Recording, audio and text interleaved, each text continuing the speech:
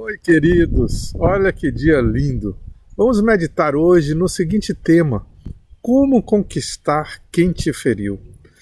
Nos seus relacionamentos, tem alguém que te feriu e você desde então procura evitar contato com essa pessoa? Eu já fiz isso. Usei muito a técnica do gelo. Deixar a pessoa no compartimento mais frio da geladeira sem nem abrir para dar uma olhadinha. Talvez você possa me dizer, pastor, é melhor dar um gelo do que entrar em atrito com a pessoa. O problema é que você está escolhendo tratar uma ferida com pequenas doses de veneno. O ignorar o problema não resolve nada. Você apenas protela o desfecho. Quando nos tornamos crentes, entramos para a família da fé. Estendemos nossas amizades no convívio com muitos irmãos, mas, como em todas as famílias, nem tudo são flores. Na cerimônia do lava-pés, relatada em João 13, 1,17, Jesus usou suas próprias mãos para limpar as sujeiras que representam pecados de cada discípulo presente ali naquele encontro, inclusive daquele que haveria de traí-lo. Jesus nos dá um tremendo exemplo também nas instruções que estão em Mateus 18,15. Se o seu irmão pecar contra você, vá e mostre-lhe o seu erro, mas faça isso em particular, só entre vocês dois. Se essa pessoa ouvir o seu conselho, então você ganhou de volta o seu irmão. Hoje em dia, o que mais vemos são indiretas nas redes sociais, quando não acusações e exposições públicas das pessoas. Quando alguém nos ofende, é como se quiséssemos disputar com ele as outras pessoas, ver quem fica mais com a gente do meu lado ou do lado deles. Pura carência. Jesus aponta o caminho do diálogo fraterno, feito de respeito, sinceridade, abertura, humildade e discrição.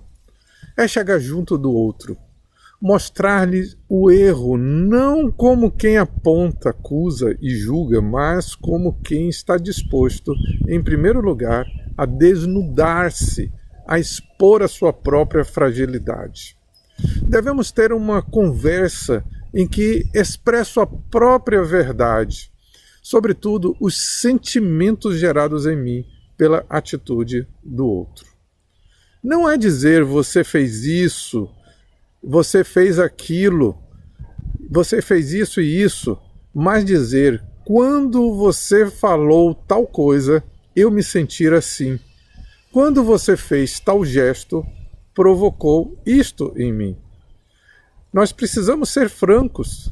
A nossa fala deve ser sobre um comportamento específico e não sobre o ser do outro.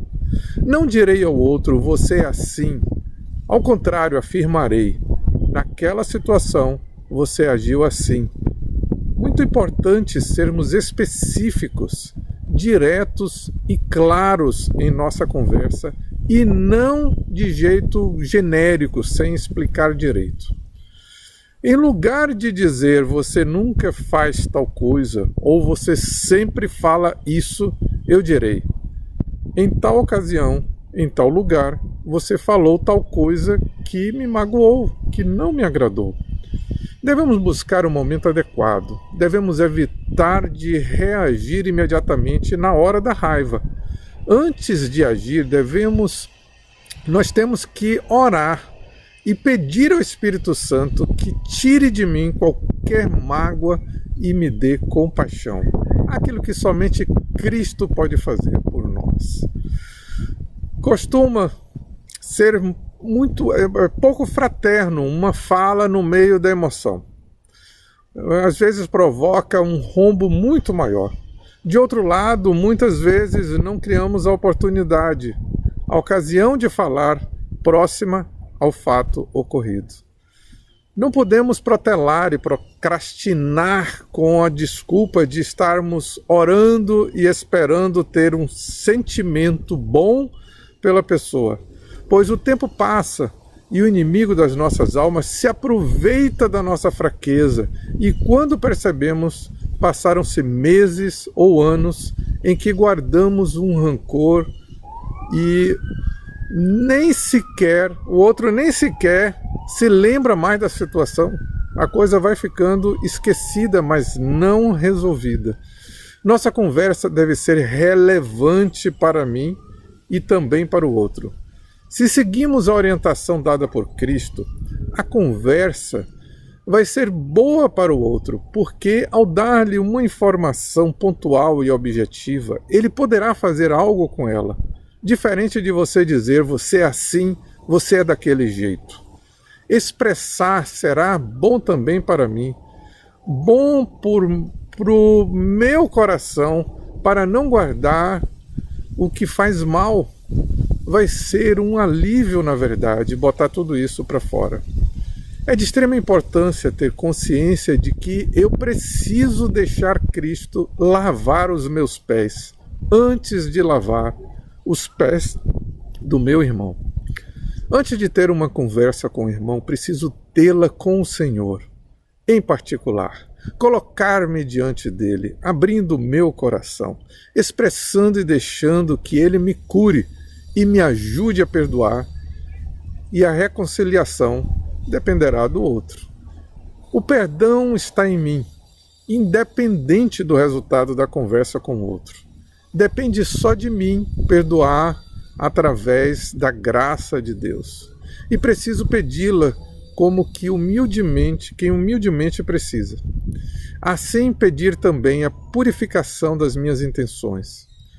Que não sejam vingar-me do outro, ofender-lhe pelo que me ofendeu, colocar-me superior a ele, mas apenas trazer o irmão de volta. Se essa pessoa ouvir o seu conselho, então você ganhou de volta o seu irmão. Nos versículos seguintes, 16 e 17, Jesus passa para outros níveis, mas se não ouvir, leve com você uma ou duas pessoas para fazer o que mandam as Escrituras Sagradas. Elas dizem: qualquer acusação precisa ser confirmada pela palavra de pelo menos 2 testemunhas. Mas se a pessoa que pecou não ouvir essas pessoas, então conte tudo à igreja. E se ela não ouvir a igreja, trate-a como pagão ou como um cobrador de impostos. Vemos, no entanto, que temos muito a praticar no primeiro passo do versículo 15, pois a situação seguinte que relatamos agora, raramente vamos precisar vivenciar. Tratam-se de casos em que o outro está em erros contínuos e que levam a uma cegueira espiritual, e certamente o problema não é somente com você, pois o assunto é mais grave e necessita ser tratado com firmeza e misericórdia, envolvendo mais pessoas íntegras. Jesus diz após uma tentativa frustrada de diálogo e a sós, levar 2 ou 3 pessoas, aquelas experientes, pertinentes ao assunto. De novo, a intenção não é dividir ou fofocar, e sim resgatar o outro. O terceiro passo é falar com a comunidade, que é a igreja. Na época em que o Evangelho de Mateus foi escrito, as comunidades eram pequenas e íntimas, tinham tudo em comum, como está relatado em Atos. É realidade um pouco diferente de hoje em nosso dia. Podemos pensar, no entanto, em quais representantes da igreja são pertinentes para tratar do caso. Quais as pessoas, os presbíteros, pastores, diáconos. Por fim, Jesus diz para ser tratado como um pagão. Nem este ponto significa de excluir o outro, mas considerá-lo como alguém da multidão necessitado de um novo processo de evangelização, de uma experiência nova, de uma conversão, começar do começo. Deus é tão bom que está sempre disponível para dar uma chance de um recomeçar quando o pecador se arrepende. Que tal partirmos para a prática. Vamos conquistar quem nos feriu no poder do Espírito Santo?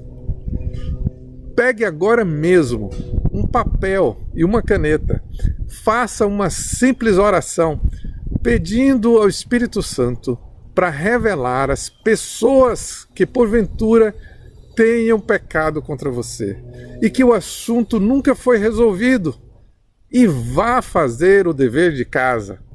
Vá fazer a sua lição que aprendeu hoje. Foi muito bom poder falar com você. Fiquem na paz de Jesus. Amém.